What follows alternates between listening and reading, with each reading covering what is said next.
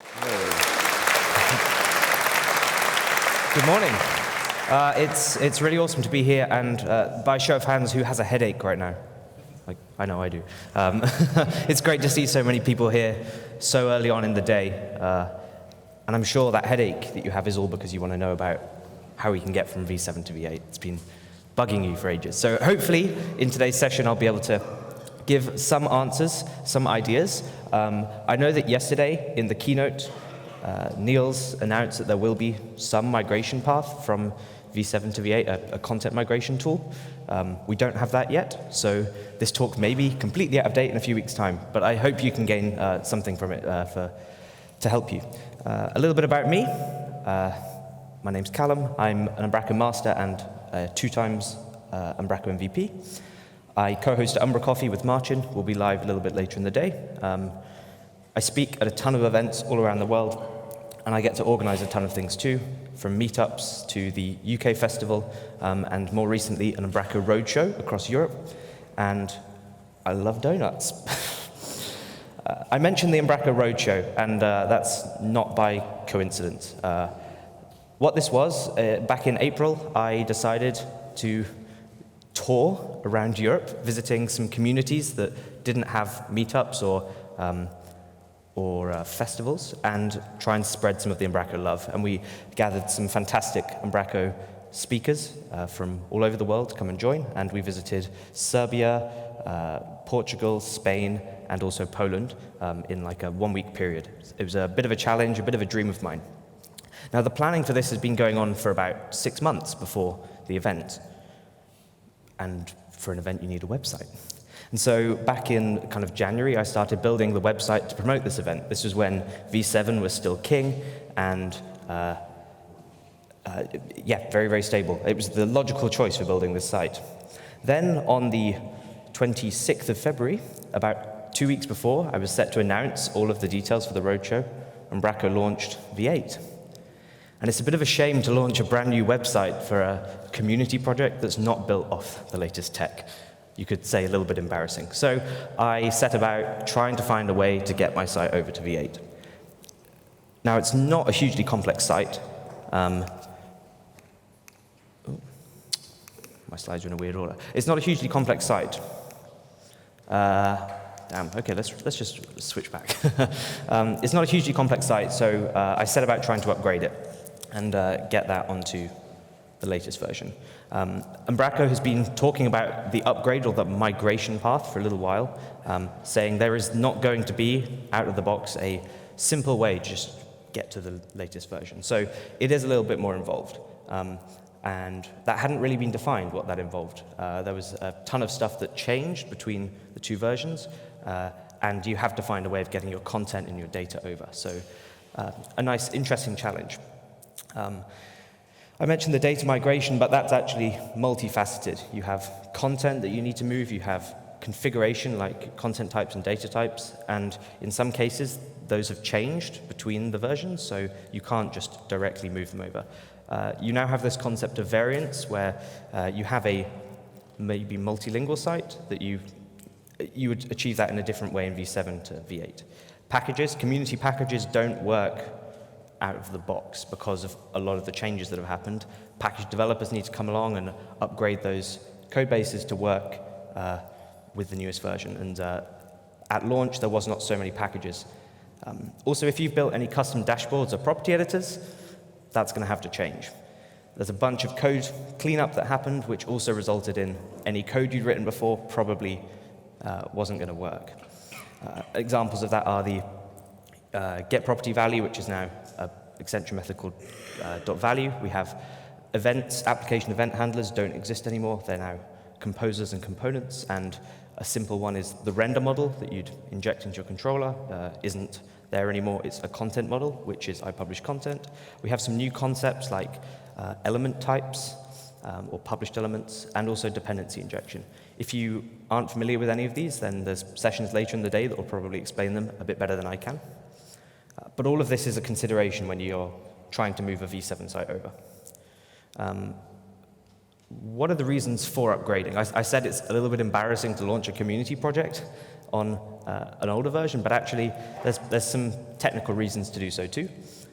The editor experience is really, really smooth in V8. So if you're talking to a client and they maybe aren't too keen on the V8 back office, the V7 back office, V8 is a really, really big improvement. Much faster, much smoother.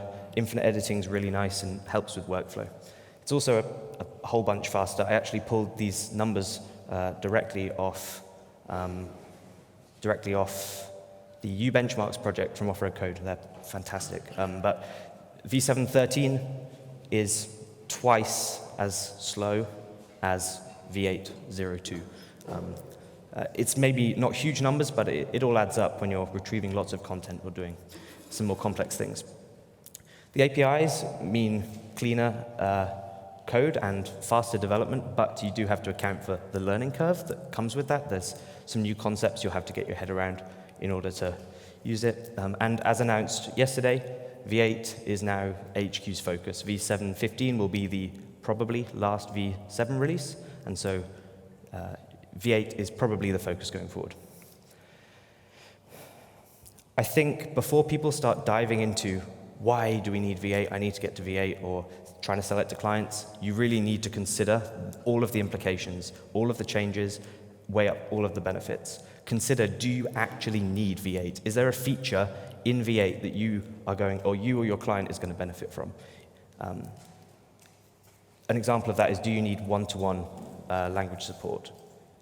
If you do, maybe your needs could be achieved with similar solutions in V7 still, like Vorto, stuff that people maybe are more familiar with, maybe is better documented. Do you actually have a business case for this? Can the client justify the cost for these changes?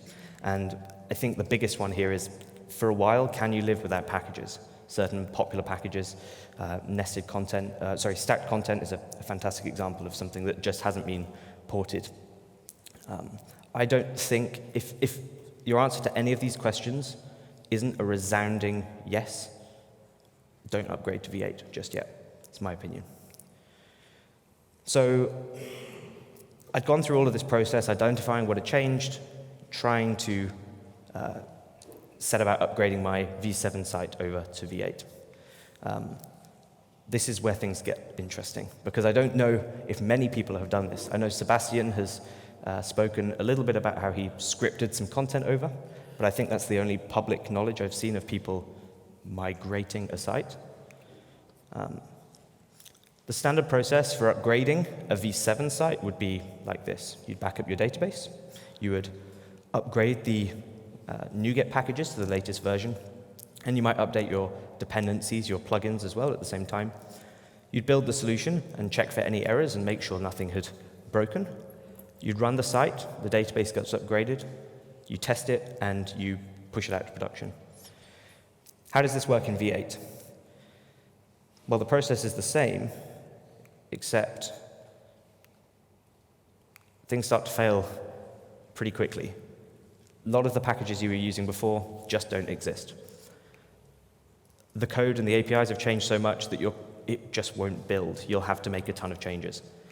And therefore, you can't run the site, and there is no automatic database upgrade yet, so we can't deploy. It's a little bit more involved. There's going to have to be a different approach to how we actually get to V8. My V7 site is, you could say, simple. I designed it in a way that had envisaged it being moved to V8 at some point. I maybe took some decisions that meant it was slightly easier on me. It's a multi-site structure, so you can have multiple versions or multiple different sites within an instance, maybe for languages. It uses nested content to build a layout. The reason for that is I didn't want to depend on a community package so that it could be upgradable. Nested content's in the core. I'm using pretty clean code and Razor views no XLT, no web forms. It's, I think, following best practice for a V7 MVC solution. I use Models Builder quite heavily to abstract away any logic from my views, and I'm just dealing with the Models Builder models. And I'm only using core property editors, really. There's no packages involved. And I'm just going to quickly show that to you so it actually makes a bit of sense. So let's zoom in a tiny bit. This is my V7 Umbraco roadshow site back office. We have one node here, that's the roadshow site, and under that is my website. I can create some pages. Those pages have a few settings like SEO data, but also a layout builder for putting some content in there, and some open graph data. Pretty simple. I also have a data repository where I store certain information about the events that I'm going to be running. In my case, I create an events repository. I have some sessions for all of the different talks that will happen at those, some speakers, some sponsors, etc. It's pretty straightforward. Now, I mentioned that we just cannot move this site directly to V8, so we have to find a new solution.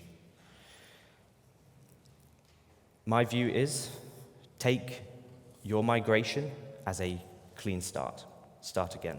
Don't try and work within the same Visual Studio solution that you were doing before. Create a brand new Visual Studio solution, install Umbraco 8, clean, get it set up. Don't create any data types or document types. Just have a clean, blank Visual Studio solution there, ready to go. This way, there's no hangover from anything you've had before, some legacy, maybe you've upgraded your V7 site from V6 before, and there may be problems with that. The benefits of this is actually there's more changes than just code. There are changes to the dependencies too. V8 introduces a new library called umbracocms.web, and that contains all of the MVC stuff that we would have used before. Previously, that was mixed between the Umbraco CMS NuGet package and also the CMS core NuGet package. Things might get a little bit confused. You might have dependencies that have been removed from Umbraco, but actually then still exist in your new solution. I think this is the best way to upgrade. Start with a clean solution. Install CMS, Umbraco CMS in your web project or your entry point to your application, and I create a core project or a business logic project, and that's where you would install .web and .core. Now we have a clean solution. We can set about trying to migrate data. Now there's a few ways we could do that in lieu of this automated process. We have to decide first what we want to migrate. You have a bunch of stuff, content types, data types, templates, macros, content. And I think on a case-by-case basis, you need to decide what's valuable for you to migrate. In my case, it wasn't valuable to migrate content. The configuration was valuable, and I wasn't using macros, so I kept it pretty clean. But I think there's arguments as well for not migrating content anyway. Perhaps you can't take full advantage of some of the new features that V8 has to offer, like the one-to-one translation feature, if you migrate your content. See this as a clean start again. You can leverage all of the powerful new features in V8 that allow multilingual, and use that as an opportunity to create your content structure in a way that fits that best. The content types, data types, templates haven't really changed much, so that's okay. You can probably create replicate the exact same structure, but your content might be better off if you reconsider it.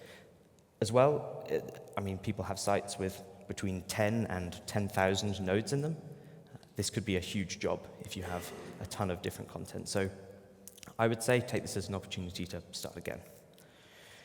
There's a few different ways to do this. You could do it manually.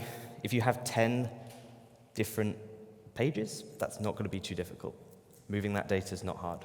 If you have 10,000, that's a lot more difficult. It's a way up of how much is your time worth to go and write some script using the content service to move that data, or can you just do it manually? Is that quicker? Have you got a team of editors that can just move the content over? It would be really, really nice, though, if there was a way to move configuration between Umbraco sites and even content. Having to script all of this stuff is great, but everyone's going to have to do it, and that's then going to be painful. If everyone in this room decides to migrate their V8 site and has to create basically the same app, that's going to be frustrating.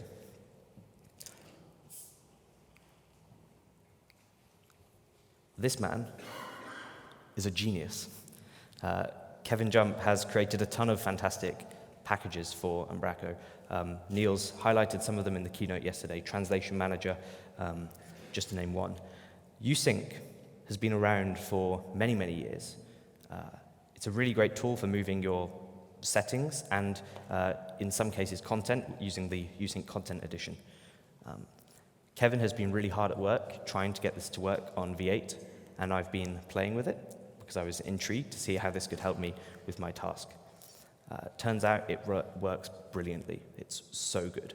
So if you consider the concept of I can export everything to files using the uSync tools already, move those files into my new solution and try and import them, that's a really powerful idea. It kind of saves a lot of the work that you would have had to do manually scripting that. And it's been tested on a ton of sites, so you get the value of other people's problems have kind of been resolved already. It's pretty simple to install, so it's just a NuGet install. It's out of beta as of last week, so he's been really actively working on it. And as I mentioned, there is a content edition too. So if you chose to try and migrate your content, you could do that with the uSync Content Edition. Now, how do you actually go about doing this?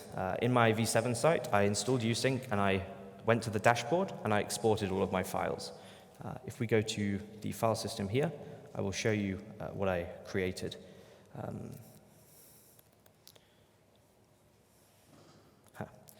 Never mind, I'll do it like this. So I have exported my configuration into a few files. So my original export here is the folder that we need. You'll notice here that contains a few things: data types, document types, templates. This is just the stuff that I wanted. Normally, it will contain a ton more stuff, like languages or macros, but I just chose to export these because that's exactly what I wanted. Within those folders, I have my document types and my data types that I need from my V7 site. Now, my V8 export looks very different. If we even check this, it looks very different. You'll start to notice that we have folders here called content types, but over here they're called document types. We have data types, but over here they are data type. Templates was before template. Some of the structure of the files have changed. So we can't just directly take those uSync files and drop them into a V8 site, sadly. I started digging a bit deeper and discovered the differences run a little bit deeper. So if we just take one of my config files as an example, in here, I should be able to zoom that. Yeah, so you'll see we have a document type element at the top with an info property and some data within it. In the V8 version of the exact same content type, we have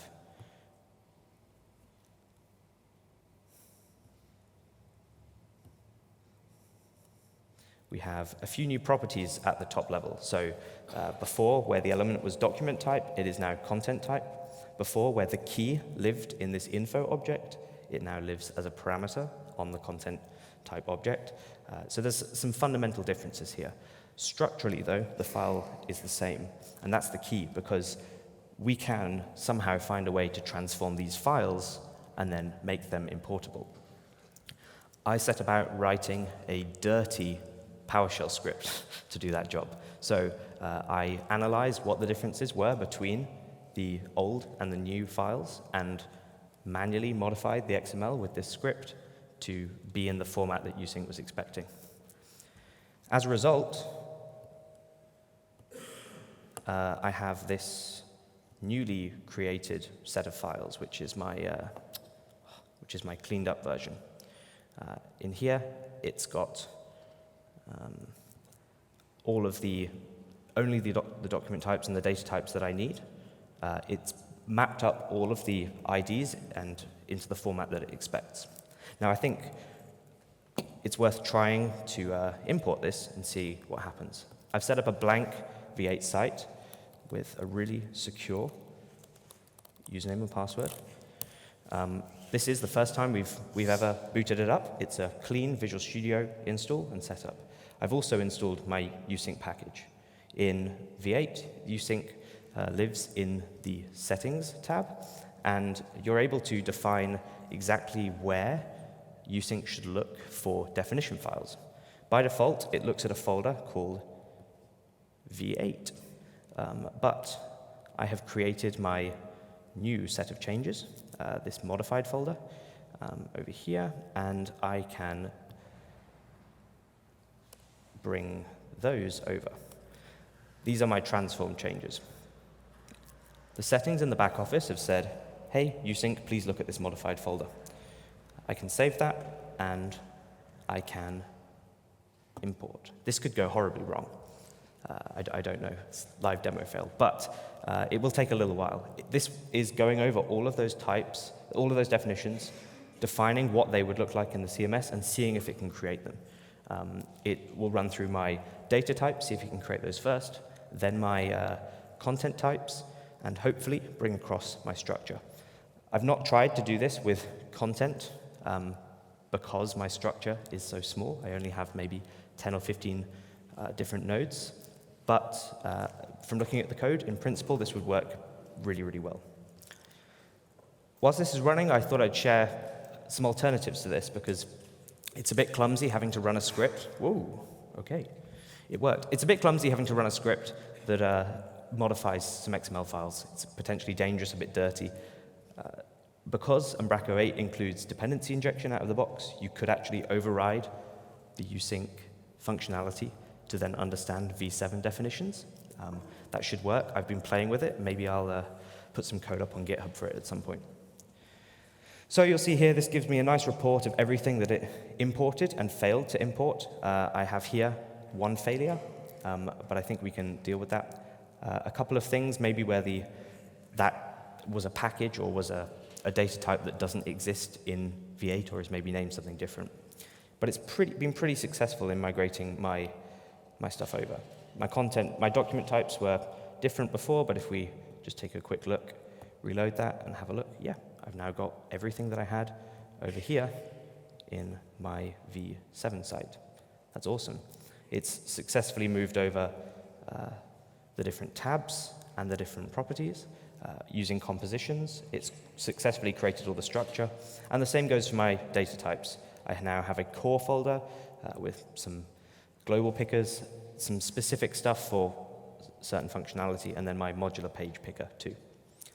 This has now set me up where I can just start creating content. I moved some files over and imported them, and I'm almost ready to start building with V8.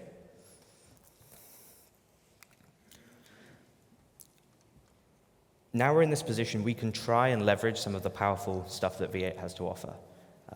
I think those two features would be variants and elements. Before, these concepts didn't exist in V8. If you wanted to create a multilingual site, you would have to create two trees and then, replicate content between them.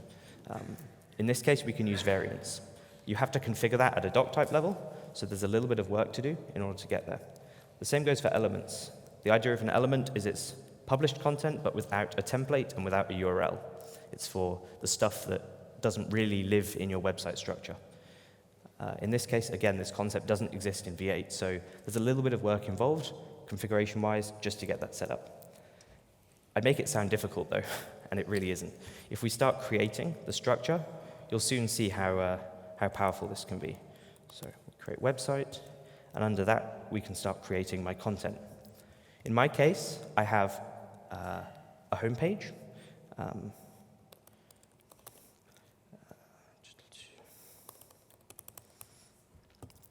In my case, I have, I need to create a home page, and I need to do a few things, but I also have a data repository. That data repository really shouldn't live in my site structure, so I keep that outside of my website root. But the data under that definitely shouldn't have a URL or a template. If I start creating an event, say events, and we'll see here that it's already got an option to choose templates. It's saying it's not published. It's expecting a URL there. I could populate some data into this, and it would, in theory, create a public-facing URL. That's not ideal for what we want. So I am going to jump into my doc type and see how I can configure that to not have that. On the permissions tab, you now have this option of the element type property. And by enabling this, you'll notice pretty quickly it disables a ton of features that you didn't have there before. And now, when I save and go back to a content item based off that, it should no longer give me the option to, now it doesn't let me create it there. It should no longer give me the option to have a URL or anything. I mentioned multilingual too. In a very similar way, that is a configuration setting. So I can say allow varying by culture. This then says that document type should be able to vary by culture, and I just need to define a couple of languages. In my case, we're going to add Danish. Nice. Because I've now got 2 languages available, it will give me an option on the tree to say, hey, this type of content can vary. And I can switch my tree between Danish and English. When I create a page that I have allowed to vary by culture, it now also gives me the option to say, choose between Danish and English. It didn't do this before.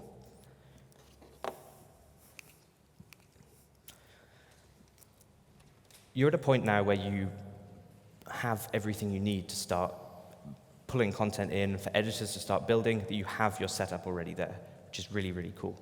But I think that's half of the battle. There's still a ton of other stuff that's changed.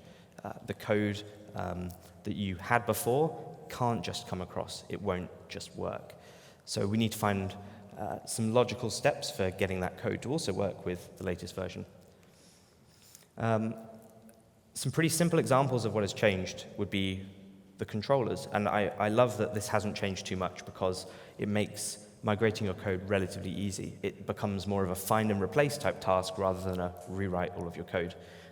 You'll notice we have, before, render model passes in as a parameter, whereas now render model is called content model. You could totally do a find and replace of render model on your code and replace it with content model, and it would work. The same goes for model.content.getPropertyValue. That is now model.value. You could simply do a find and replace on that, and it will pull through the data. Service controllers are exactly the same, so you don't have to worry about updating those. Before, you would use the Umbraco helper as well to go and fetch data. That's still a thing, but it's just changed slightly how you interact with it. You would new those instances up before, and then go and get content as Umbraco helper.typed content in V7. Well, in V8, those are your controller, and you have to inject some stuff. In this case, we are creating a property on our controller constructor, and a parameter on the constructor, injecting the Umbraco helper, and the dependency injection container takes care of it. You don't have to new stuff up anymore. It's already there. It's already happened. Similarly, there's one small change, which is it's no longer .typed content, it's just .content.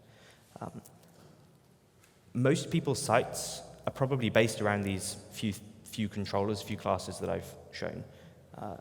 I truly believe there is not that much different in your code. If you're starting to do some custom stuff or hooking into events, that's where things get a little bit more complicated. Event handlers have changed significantly. So in V7, we would have done stuff with an application event handler. This is a class that has a few methods you can override, initialized, starting, started, and they have different purposes. You would register things in some places, and then you would use and consume stuff in other places. They replaced in V8 with this concept of composers. I think it's a slightly alien concept to some, but once you get the hang of it, it actually makes a ton of sense. We have this idea of a user composer, which is probably what you want 95% of the time. It's your application started event. It's where you want to register all of the things that happen once the Umbraco core has booted up. The core composer is probably what you want to use if you're overriding things happening in Umbraco. I don't know how many people do this, but I'm sure if you're doing some more advanced things, this actually does come in handy. The application starting event is the equivalent of that in V7. You can now control the execution of these composers. So a composer is just a class you register, and you can put an attribute on the top to say, I want it to happen before or after this other composer. Hugely powerful. There's other attributes to say, I want to enable or disable these things. You could have an app setting to turn off certain events. Really, really cool. A composer looks a little bit like this. You implement the iComposer method, or actually the iUserComposer method in most cases. This creates a method called compose that you then register all of your stuff within. Stefan has a fantastic series of blog posts on his blog called Composing Umbraco 8. I highly recommend you read those. It explains them in quite some detail, but they're a really good resource. You'll notice here we now have this content finders object, so composition.contentFinders is where you start registering things. These are called component lists or component groups, and what you do here is you start to insert, register things that you would do before. Previously, we had this concept of resolvers in V7, where you would say my content type result, my content finder resolver .current, .insert, and you start adding things there. This is just a different syntax for it. You have a bunch of different things available to you already, so composition.dashboards.sections, you can start registering some of your custom code. But I think the things people will use most will be URL providers, maybe property value converters, maybe content finders. It's just a slightly different way of registering things. The components themselves, this is where you would do all of the logic for your event, what you're hooking into, or anything you want to do. So in my case, I've registered a custom component and said, when my content service saves, I want you to trigger this code. All we're doing is moving code around really here. The stuff that happens in content service.saved is the exact same code you would have run previously in V7. So if you have an application event handler with a bunch of code in it, you can pretty much cut and paste that straight into a component, into the initialize method, and it will do everything you need to do. This would be how you register one of those. So composition.components.append, then you just give your class in there. Whereas in V7, there was a lot of stuff that was discovered by core. You now have to explicitly register things. So in my case, I have to give it my component. Thankfully, though, most of your internal complex classes, like a content finder, haven't changed pretty much at all. So you can pretty safely move that code over. You may have a few references that need updating, but it should work fine. So I think what I'm trying to say here is, despite V8 not having currently an easy way to migrate your content, there are options. You can actually use off-the-shelf things that already exist, other people have built, tested, like uSync, to help you. But please, before you just go ahead moving huge sites over, consider if it's worth it. Consider if there is value for your client. Consider if maybe your site structure just could be updated. Use it as an opportunity to start afresh if you can. For simple sites, for code where you're just using controllers and maybe doing some simple events, it's pretty simple to just copy your code over and find and replace your render model with your content model, replace application event handlers with composers.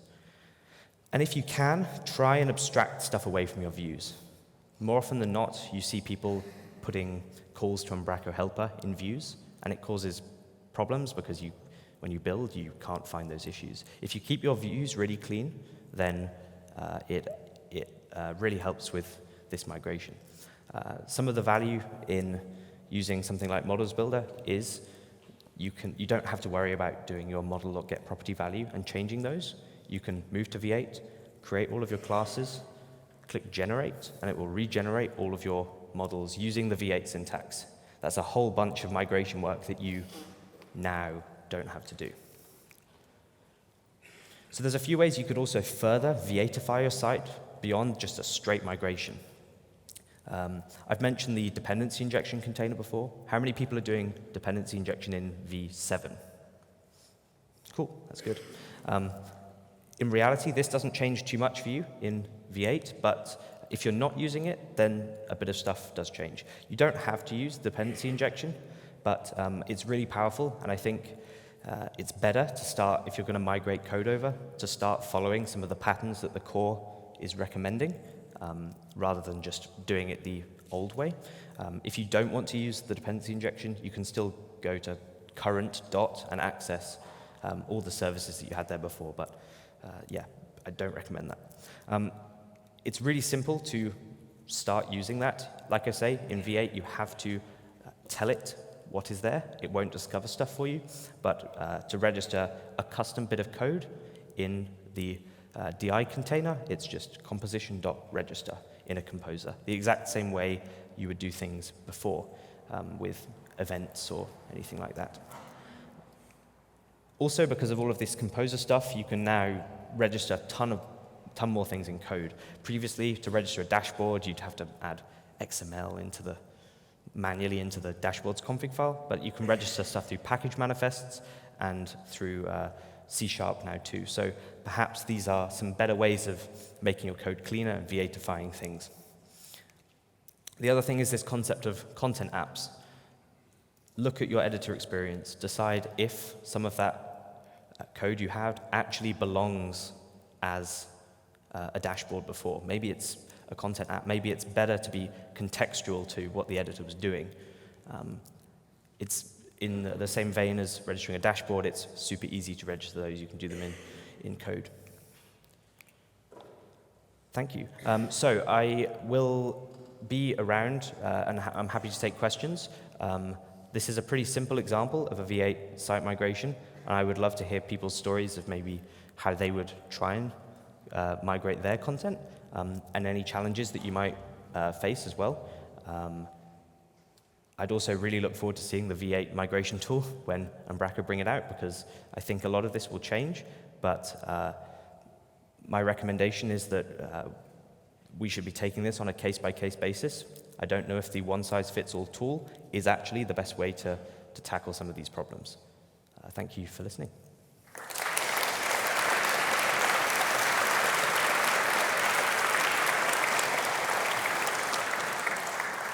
Thank you, Callum. Really awesome, really cool. I know what I'll be doing the weekend. Are there any questions for Callum? Yes. Get out, Mike. How long did it take you start to finish? That's a great question. In terms of when I started investigating and trying to work out how all of these options, it probably took me a weekend of dabbling with a few different things playing around. The uSync script that I wrote to convert stuff probably took me about a day. The actual migration, a couple of hours. So once you've got your definition files that you can just import, it's a copy and paste exercise. It becomes pretty simple. Any others? Yes.